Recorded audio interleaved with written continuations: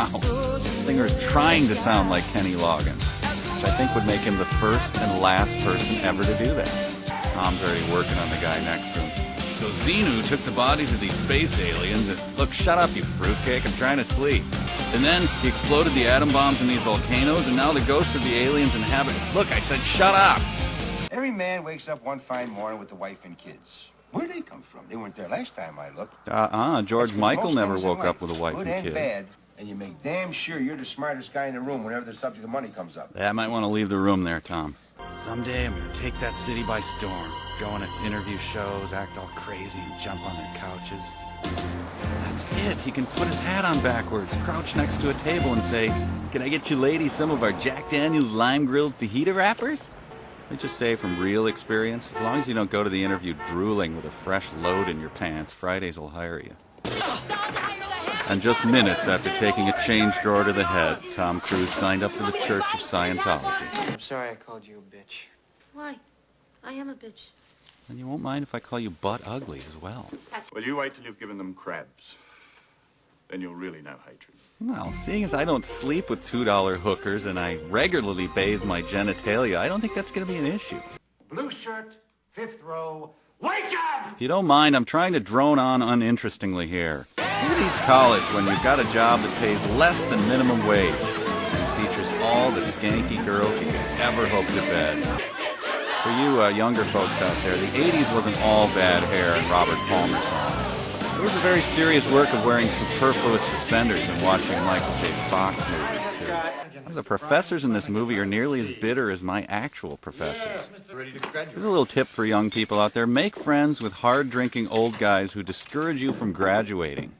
Yes, drop out of school to work at Fridays. Trust me, you'll never regret it.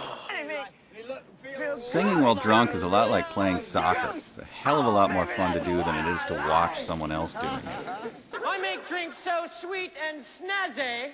The iced tea, the kamikaze. Hey, can you make me a nice big shut the hell up? I'd like to try the orgasm, please. Yeah, let me get the other bartender. You know, when this really caught on, you'd go to the H&R Block and they'd start whipping your 1040 around the office. It's really annoying. Yes, unprotected sex with a highly promiscuous barfly. I just know I have an STD. Get out! Well, $50 says that Coral's in the sack with some other guy before the week's... Oh, he's going to invite her to a sack race and win on a technicality. Did you a favor, took her off your hand before she really twisted your The old "I had sex with your girlfriend as a favor" routine. Hey! Hey! No, I'm not stopping. You'll try and convert me to Scientology, and I'm a lifelong and perfectly happy member of the Heaven's Gate cult. My worthless, useless services are at your disposal. Well, he knows his place in the I world wanted anyway. to, My kind of woman. Anyone with a functional vagina is your kind of woman. Excuse me. I have to charge someone $12 for Hawaiian punch with a little Papa vodka stirred into it. Hey, bartender, you know how to make a red eye? I believe you take a Collins glass and jam it directly into the surface of the eyeball. I am in love. With a medium-sized kangaroo named Sheila. Come hither. Just trying to drum up a contract hit on you. I'll be right there. Come on, let's decimate this damn... Yeah, seriously, let's plant small explosives around its perimeter. Just decimate. Do you ever have the feeling that you might meet somebody?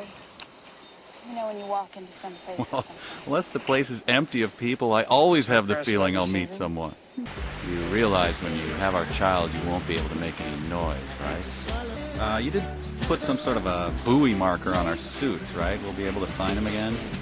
Have a long walk back. Folks, this is my campsite. I'm wondering if you could find somewhere else to do that. And once we're in a relationship, you won't be able to utilize modern psychiatry either, just so as you know. The hustlers never work and the workers never hustle. And you, my friend, are... Hey, let's fly down to Jamaica, go to the bar, and sit quietly while two guys argue. Is he or isn't he a great bartender? Oh, the best. Yeah. See, It would be nice if you actually served a drink every now and again, but... You know what it'd take to make a score on a smart woman like that? You'd have to get over on her, her managers, her lawyers, her trustees, her maid, and her tenants. Serving her a drink could be a good start. Mighty Casey has struck What, does the out. bet require they drop trow and do it right there on the bar? Oh, did Emo Phillips really say that? Well,